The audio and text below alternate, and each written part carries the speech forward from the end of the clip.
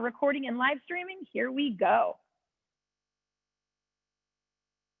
So welcome, everybody. So nice to have you. My name is Kerry Sautner. I'm the Chief Learning Officer at the National Constitution Center. And today's topic is Constitution 101, the Constitutional Convention. We thought it was a pretty good topic to have this week since it is Constitution Week. The day they signed the United States Constitution is September 17th, which is Thursday.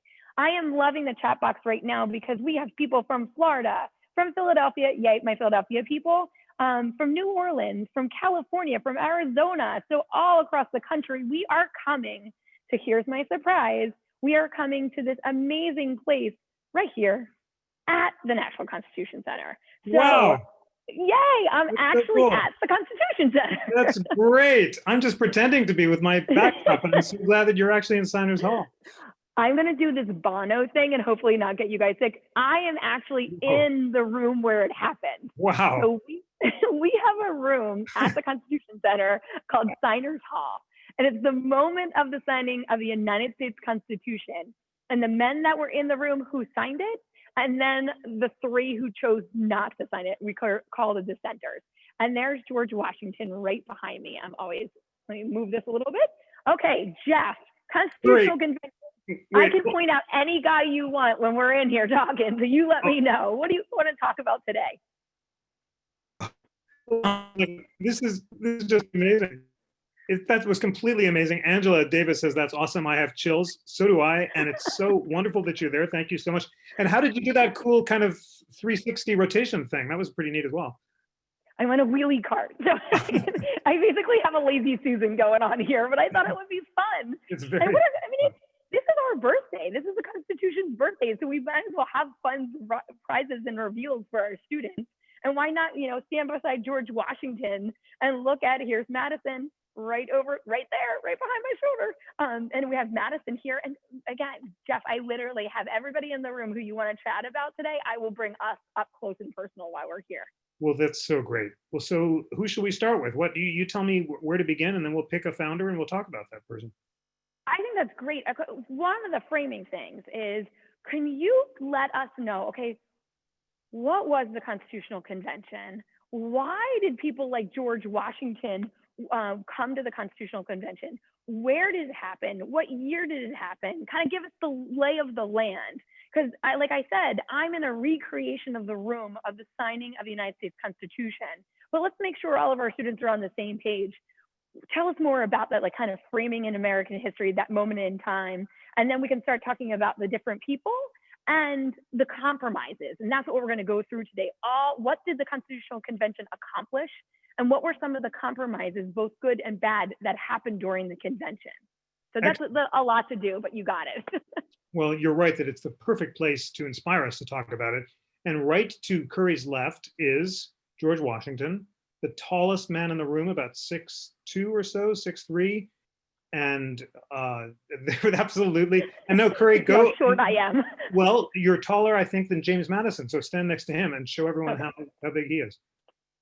He's right next to George Washington, and he was about 5. Beautiful. You're almost exactly the same height. So you can see how much bigger Washington was than Madison, and that was very significant. Just Washington's physical authority and his moral authority, because if he had not showed up at the Constitutional Convention, it might not have succeeded. And he wasn't sure whether or not he was going to show up, because it wasn't obvious that it was going to succeed. I want you to stay there, Kerry. It's much better to look at you than just the statue, so you have to stay in the frame. Well, this is the fun part about, if you guys can ever get to Philadelphia, we are open again. Come visit us, because you can put yourself in the room where it happened, and understand what was going on with history, and then now put your voice into that conversation as well. So I'll stop goofing off, and you go through the big idea. No, thank you for doing that, and I'll mention some other guys, and we can go meet them when they come up. So Curry asked, why the Constitutional Convention? When did it happen? Well, first of all, it happened in 1787, and it's easy for me to remember the date that it began because the address of the National Constitution Center is 525 Arch Street, and May 25th was the date that the Constitutional Convention began, 525. And then I also find it very easy, especially this week, to remember when the convention ended, because it ended on Constitution Day, September 17th, which is this Thursday, where, as Kerry showed briefly with the screen, we're going to have this amazing Constitution Day where we are going to have a class with Justice Neil Gorsuch at noon. And then at 6:30, we're going to broadcast an amazing tribute to Justice Ruth Bader Ginsburg, who is receiving our 2020 Liberty Medal. So it is the biggest day of the year for us, and I hope that all of you friends will join for those two great events. So May 25th, 5:25 to 9:17, September 17th. Really barely, more than 4 months. It's amazing how much you can get done when you have a firm deadline, as well as total secrecy and privacy and the inability to leave a locked room. And that turned out to be a really important part of the Constitutional Convention. The fact that the Pennsylvania State House, and you see the picture of it, it's now called Independence Hall, was stuffy and the windows had to be closed, so there were no leaks and no violation of secrecy, and that created a great incentive to get the work done. We have at the center the earliest drafts of the Constitution, which you can find online at our American Treasures app. And it's amazing how much got done during the final weeks. So there were a lot of details left until the end. But the broad purpose of the convention was to create a constitution strong enough to purposes that the Articles of Confederation had failed in achieving, but also constrained enough to protect liberty. That's a tall order, isn't it? Because it was a fear of too weak a central government that led the Constitution to be created, but too strong a government would threaten the unalienable rights that we talked about last week, are the founders thought are inherent in all of us as gifts of God or nature and not from government. So what were the weaknesses that the framers were concerned about solving? Mostly, there was a structural problem with the Articles of Confederation, that it did not have the power to tax or to regulate commerce. So therefore, the national government couldn't force states to provide troops or send government money. Also, any changes to the Articles of Confederation, any amendments, required unanimous approval from all 13 states. So there were no amendments ratified. And it was very hard to adapt, as it became clear that the Articles were too weak to allow the government to defend itself. Also, Congress couldn't exercise the power that it did have without support from 9 of the 13 states. In other words, it couldn't declare war, enter into treaties, spend money, appoint a commander-in-chief without a supermajority, 9 states, which made it very difficult for the national government to operate. So this created a bunch of big problems for America. Without the power to tax, Congress couldn't fund the national government. It depended on voluntary contributions from state governments. Many states refused to pay their share, and many of you will remember the anguished letters that George Washington keeps writing to the Continental Congress saying, my troops in the Revolutionary War and afterward are starving. They don't have any shoes. They're not getting paid, and they're on the brink of rebellion because you won't fund them. So that was a big problem. The national government struggled as a result to defend itself and to defend the frontier.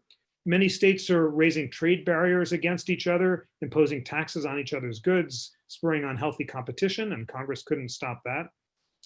And then there was the danger of, in the middle of this economic recession with the economy cratering, people blaming the downturn on the economic policies advanced by the state legislatures, there's the danger of mob rule. And I'm just going to tell one story, which is relevant here, and that's the story of Shay's rebellion. So it's 1786, a year before the Constitutional Convention. The economic situation is dire, much like it is today. Revolutionary War debt is ravaging the budgets of the national governments in some of the states. And some of the states try to address this debt crisis by printing paper money. They don't have money themselves to pay back their war debts and to fund the national government, so they just print money, which creates this huge inflation.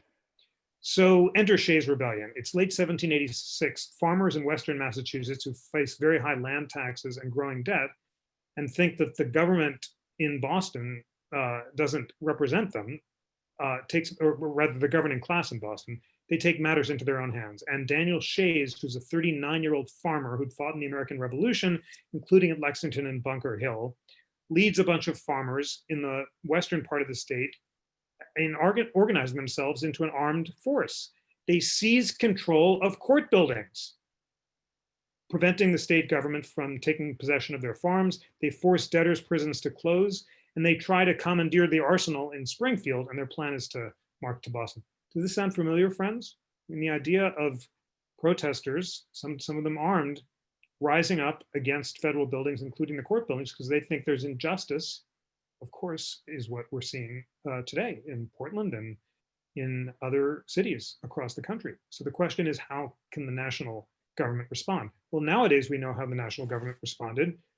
President Trump authorized the Department of Border and Customs Control, as well as, in some cases, National Guard troops to protect federal buildings. But the Articles of Confederation did not authorize Congress to raise an army or to defend the courthouses of the states in any way.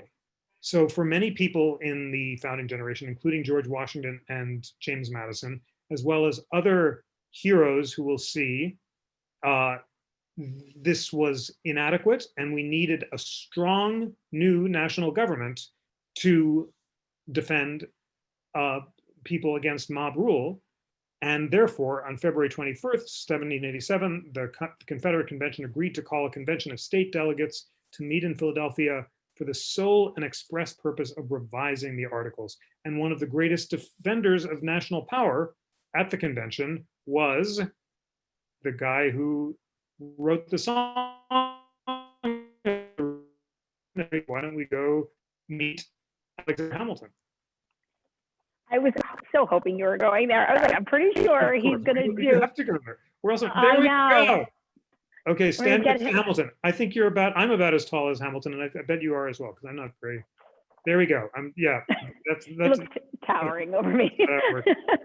People say what he lacked in stature, he made up in fiscal responsibility, but he's very proud and very, very spry and very intense. And there he is, there's Alexander Hamilton.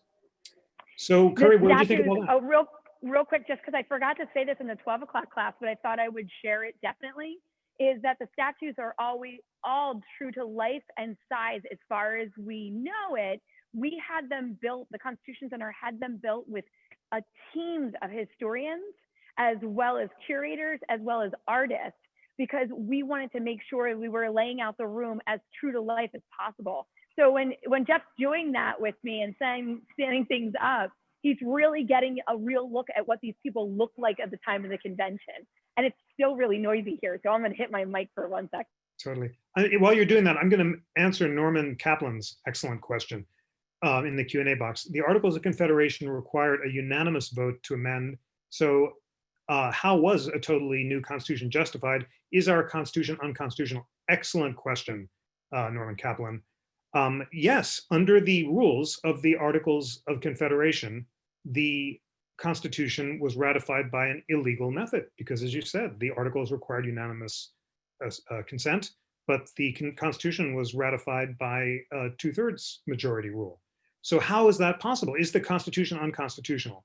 Not according to the framers, because of the brilliant theory of a framer called James Wilson. So let's go look at James Wilson, Kerry, and inspire ourselves. And if you can, I know I'm going to ask you to move around. I can do it. I love this constitutional lazy Susan. It's like a wonderful, feast which is being laid before us. I'm using my dyslexia to line things up in reverse. So it's working for me. There we go. Wilson and his beautiful spectacles. Yes. So Wilson, wait, a little bit back. Yeah, perfect. Great. Oh, this is so cool, Kerry. I'm so glad you're doing it. So, I thought it'd be fun. Completely. So Wilson is really one of the great forgotten founders because in many ways he was the intellectual architect of the idea that we, the people of the United States as a whole, have the sovereign power, not we, the people of the individual states. And when Lincoln said that the South had no power to secede during the Civil War, he invoked Wilson's theory of national popular sovereignty. And Wilson also was a champion of direct election of the president, as well as of a strong national government. Now, Wilson wrote a remonstrance against the British authority during the Revolutionary era that Jefferson had by his side when he wrote the Declaration of Independence, and which sounds a lot like the Declaration of Independence. And that said that among our natural rights are not only rights of life, liberty, and the pursuit of happiness, but also the right of the people to alter and abolish government whenever it fails to secure natural rights and threatens them instead. So, in other words, the right of revolution is itself, according to the framers, a natural or unalienable right. It has to be, because you can't enforce a social contract. If I tell the government, you're allowed to have limited powers as long as you protect my retained natural rights, and then the government breaks its side of the bargain, at some point I have to be free to withdraw my consent, and along with my fellow citizens who feel like their natural rights have been violated, to alter and abolish government and create a new government that will protect my rights rather than threatening them. So that's the basic idea, that the convention, although illegal according to the Articles of Confederation, was a legitimate exercise of the first order unalienable and natural right to alter and abolish government. Now, Norman, that raises obviously all sorts of follow-up questions. Under how do we know that the social contract has been broken? Under what circumstances are citizens authorized acting in convention in altering and abolishing government according to procedures that are differed from those in the pre-existing constitution? Now, part of the problem is solved by the fact of ratification. When the framers proposed the convention on September 17th, it had no force of law. It took the ratification of 3/4 of the states in specially elected conventions to ratify it. And they obviously judged that it was consistent with the will of we the people, and the unusually deliberative process by which they ratified might of that original power to alter and abolish government.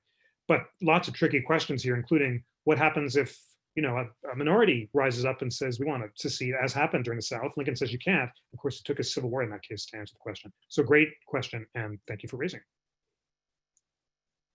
So Jeff, I think that's really important. And I also find it on September 17th, we celebrate that they signed the document and then begin to hand it back to the people for ratification, that it isn't the supreme law of the land, that it goes back to the we the people. So Wilson gets really excited about that part. But to kind of frame it out, so from May 25th to September 17th, you talked about a lot of things that they built and they set up. So they built a lot of pieces, and we want to walk us through the structural constitution. And then at the same time, can we go through some of the big compromises that came out of the Constitutional Convention to get to September 17th? So kind of like laying that out and where we are with those two pieces. Absolutely. Can I share screen? I'm reluctant to take away from, but I'd love to show the interactive constitution. Can you see it, Kerry? And can our friends see it? The interactive constitution? Looks nice and good. Okay. So friends, please check out this amazing resource whenever you can, because it's so rich and there's so much to learn. And if we want to remind ourselves what the basic elements of the structural constitution are, we should just look and see. We have the preamble, of course, which sets forth the purposes of government.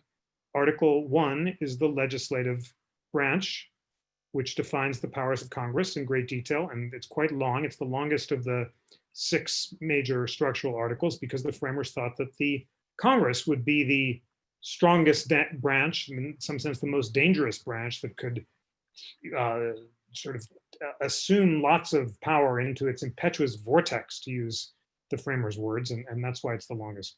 Article 2 is the executive branch, setting forth the more limited powers of the president. Article 3, the judicial branch, setting forth the powers of the entire federal judiciary, including the Supreme Court. Article 4 is important, and it requires states to respect the laws of other states, as well as not to discriminate against citizens of other states with regard to basic economic and other privileges and immunities, avoiding some of those discriminatory taxes that were in the Articles of Confederation. Article 5, Norman, is the amendment process, which sets forth its own rule about how you ratify an amendment, different from the Articles of Confederation. 2/3 of both houses can propose an amendment, or Congress has to propose an amendment when 2/3 of the states call for a convention for proposing amendments. Then Congress has to call that convention. And then ratification takes place either by 3/4 of the legislatures or by special conventions called in 3/4 of the states. So Norman, to continue on your excellent question, some of the 13th, 14th, and 15th amendments after the Civil War were essentially ratified at gunpoint. The North said to the South, you can't come back into the Union unless you ratify. That doesn't look like it met the technical requirements of Article 5, although it might have met the formal requirements. It certainly wasn't in the spirit of the law. It was an additional proviso. You have to agree before you come back in. And in that sense, those amendments too might have been illegal according to the pre-existing rules. And then we have Article 6, which says, most importantly, that federal law is supreme over state law. The Constitution shall be the supreme law of the land. Anything in the constitutional laws of any state to the contrary, that establishes federal supremacy, as well as requiring senators and executive and judicial officers to support the Constitution without religious tests. And then ratification says that 9 out of the 13 states, 2/3, is sufficient for ratifying. So those are the basic structural provisions. And then we have the Bill of Rights, of course, with the 27 amendments. If you want to really be as excited as I am every time I check it out, you can look at the early drafts of the Constitution in America. I won't screen share it because you can check it out on your own. But we have in the American Treasures app, as well as on the Interactive Constitution, you can see the very first James Wilson draft. The first words of the Constitution were resolved that the Constitution, the government of the United States shall be composed of an executive, legislative, and judicial branch. It was basically separation of powers was the big idea, not we the people, not the preamble, just separating powers horizontally and also, of course, vertically between states, creating a rather complicated mixed system. So Kerry said, what was the big debate about power at the Constitution? And it had to do with how the national legislature should be elected. We have, this was the compromise over, that culminated in the Connecticut Compromise. So the big states, led by Virginia, and we've already met James Madison in the Virginia delegation, and there were other very distinguished delegates there who we can see in Signers Hall, but I won't make Kerry move around too much because we're going to talk about a lot of people. The Virginia plan was presented by Edmund Randolph of Virginia. He's standing in the back of the room along with George Mason of Virginia. He, along with Elbridge Gerry of Massachusetts, were one of the 3 guys who refused to sign the Constitution because it had no Bill of Rights. You're just such a boss, Kerry. Thank you for. I am going to give you all Dramamine pills next time we do this class. You're going to need this is a pretty good workout you're getting as well. So cool. On our right is George Mason. In the middle is Edmund Randolph, who wrote the Virginia plan. And on the left is Elbridge Gerry of Massachusetts. If you want to be really pedantic and irritate your friends, which I don't recommend, you can call it gerrymandering rather than gerrymandering, but however you pronounce it. Elbridge Gerry or Jerry in Massachusetts, when he was the governor, drew voting districts that snaked around so much that they looked like salamanders. And that's why voting districts drawn to protect incumbents are called gerrymanders or gerrymanders. So we've got the 2 Virginia guys, and Edmund Randolph of Virginia proposes the Virginia plan that would have had a legislative branch consisting of 2 chambers. Each state would be represented in proportion to their size. So both houses would have their composition determined by population. That means that states like Virginia, which were the most populous states, would have had more representatives than the smaller states. And it would have had the power to address issues beyond the ability of single states to address. Most importantly, and Madison, who was the real architect of the Virginia plan, thought this was the most important provision of all. The national legislature could veto state laws, which it found to be against the national interest. This was too much for the smaller states. And they were led by William Patterson of New Jersey. So Kerry, you up for another little jog over to the New Jersey delegation? To go see I'm on my way. I just have to remember where William Patterson is. Right. There's a lot of people in the, do you want to tell them how many people are in the room? There are 56, I think. There's many statues. 75 total people came and went from the convention. I believe we're at 42 people in the room and 39 of them were signers. So that's the layout of the room. It's still, I always lose New Jersey though. I'm gonna find it and then get you there.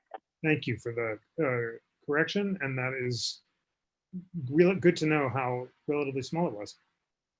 That looks like is that New Jersey, or is that Baldwin? No, that's not right. I just have to find New Jersey. I'll be Oh, right you back. have to find them. I think he's I over. always forget where I forget where New Jersey is. He's right over to your right, like just a little bit over. Yeah. Yep. Okay. That's Connecticut. But Well, look at Roger Sherman for a minute while I find him and not make you all nauseous. we're going to see Roger Sherman for the Connecticut Compromise. But I love Kerry. No, hot, cold, other direction.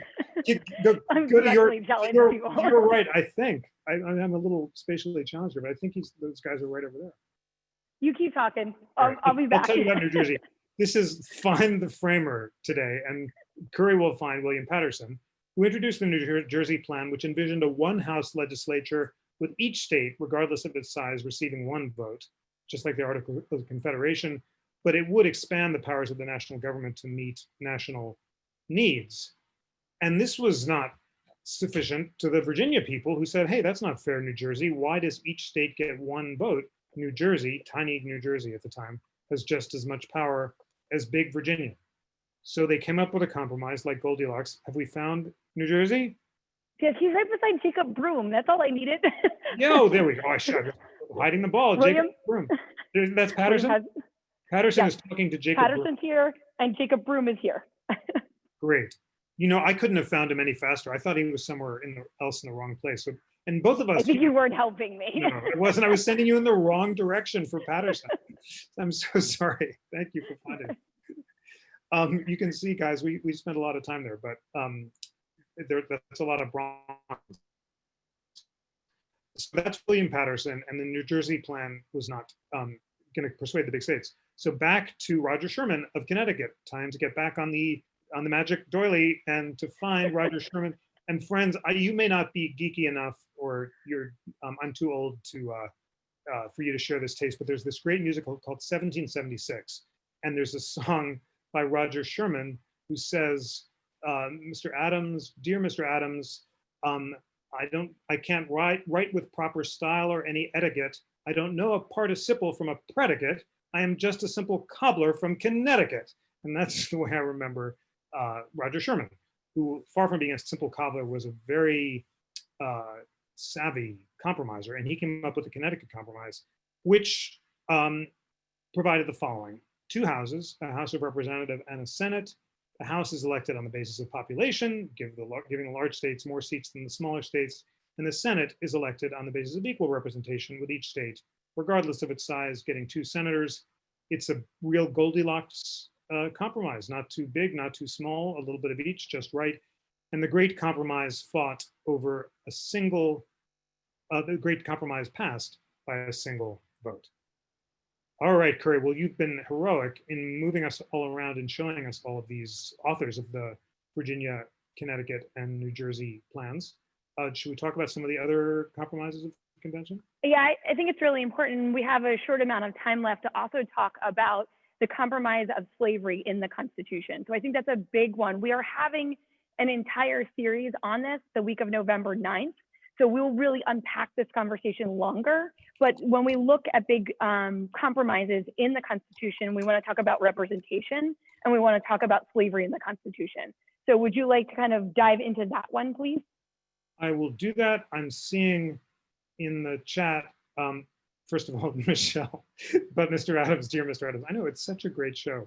Hey friends, Toby Shu and Michelle Petit love 1776 as much as I do. So check it out. It's on Spotify and YouTube, and it's a really great show. And then Norman asks, I'm talking about this other site to find the Wilson Constitution. Where is it? And first off, I couldn't resist because it's so cool. It's right here. It's called American Treasures, and it's so amazing. Look at this. The very first Wilson draft resolved that the government of the United States ought to consist of a supreme legislative, judiciary, and executive. At the Constitution Center, we have this Wilson draft on loan from the Pennsylvania Historical Society, the very first words ever written by anyone to describe the Constitution. It does give chills. And we see here in the very first draft, Wilson wants the legislature, the first branch, to be elected by the people. And he loses that battle because of the Connecticut Compromise. And the second branch are chosen by the individual legislatures the state legislatures. So that was his original proposal, both of them popularly elected essentially, but that didn't pan out. And then on the corner, you can see how things changed, including, I just clicked that randomly, Congress being able to legislate for the general interest of the Union rather than the final language about making laws that are necessary and proper. So I'll now put that in the chat box and will continue to describe the, here it is, American Treasures. And it's also on the Interactive Constitution. If you click in the drafting table, you'll find that when you click on the early parts of the amendment. So the debates over slavery, of course, was central. We know about the infamous 3/5 clause, which essentially was devised because the North did not believe that it could persuade the South to abandon its commitment to slavery. And of course, many Northern states, as states or colonies at the time, states during the Articles of Confederation themselves allowed slavery. But they were afraid that if they counted all inhabitants of the South, including enslaved people, then states like Virginia and the southern states would dominate in the legislature while denying enslaved people the right to vote. So their compromise was to count enslaved people as 3/5 of a person. It was to avoid the political question of southern swamping of the legislatures. And that was one of the infamous compromises that defined the convention.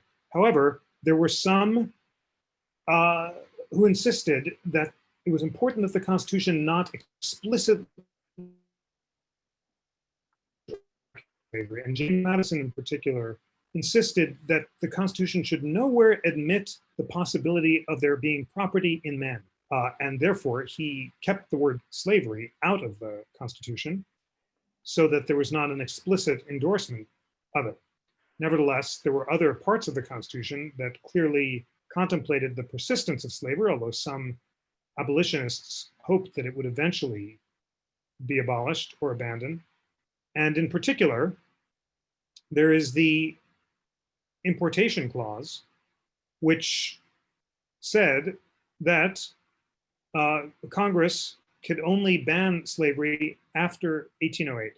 So that was terribly significant. This is Article 1, Section 9. Congress is limited expressly from banning the importation of slaves before 1808.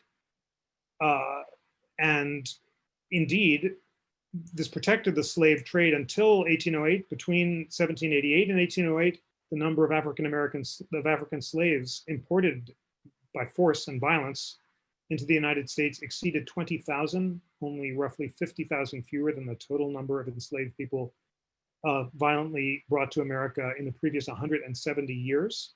But in 1808, the Congress did have the power to abolish the slave trade, and it did, but of course it did not abolish the persistence of chattel slavery within the United States. So that's the importation clause, and it's really important to recognize how pervasive slavery was among the convention delegates. 25 of the 55 convention delegates held enslaved people, and slavery was critical to the economics of their home states, and that led to that dramatic compromise over slavery.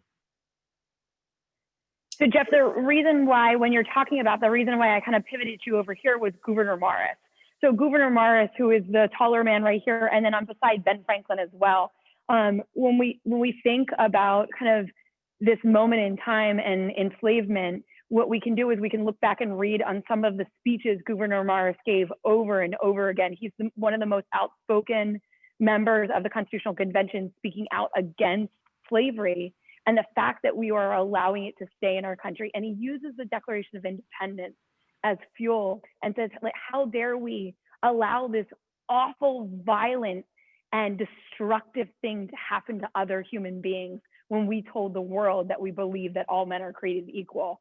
So there is this battle going on at the convention that almost tears it apart, and it's a choice that they make to have that compromise and to add those pieces in. And as we look at this, we grapple with, this week of constitutional studies saying, Constitutional Convention, what happened? There are a lot of great and wonderful things, and there's also things that we need to understand about our history that we may not like or be proud of, but we still need to learn about all of it. That's absolutely crucial. Gouverneur Morris was central and one of the convention delegates who was quite outspoken about slavery, as was Benjamin Franklin, who's right next to him and was a Quaker. And although he had owned an enslaved person at one point, he became a vocal abolitionist. Gouverneur Morris, in invoking the Declaration, was not alone. And friends, we had a really inspiring podcast this past week. You know, every week I host the We the People podcast that posts on Thursdays. And Erwin Chemerinsky and Kurt Lash both told the story in different perspectives about how many abolitionists invoked the language of the Declaration to argue that the practice of slavery violated the Declaration's guarantee that all men are created equal. And everyone from Abraham Lincoln to Frederick Douglass to David Walker, an enslaved a freed African American who was making an appeal to African Americans around the world, all invoke the Declaration. The podcast they're all really, I always learn a lot from them, but this week's was really good. Check it out if you want to hear more about that. Kerry, what are we going to do in our final little bit of time? We're almost out of time because we're a little over. I will make sure I will send everybody the links that Jeff referenced so you have these pieces. There's one, I want to wrap up with this one really good question from Sam in the Q&A box.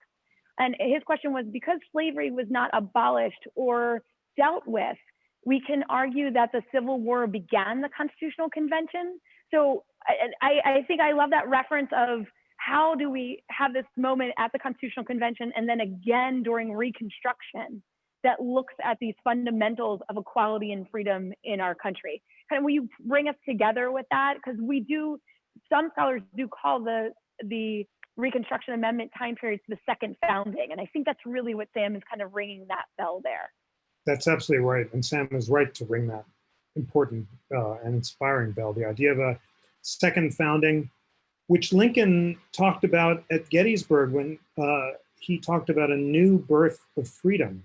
And he's saying that it took a new birth of freedom and ultimately the Civil War and it would ultimately take the Reconstruction Amendments to fulfill the promise of the Declaration. Lincoln said, I've never had an idea politically that did not stem from the Declaration. He said, friends, this just gives you the chills as well.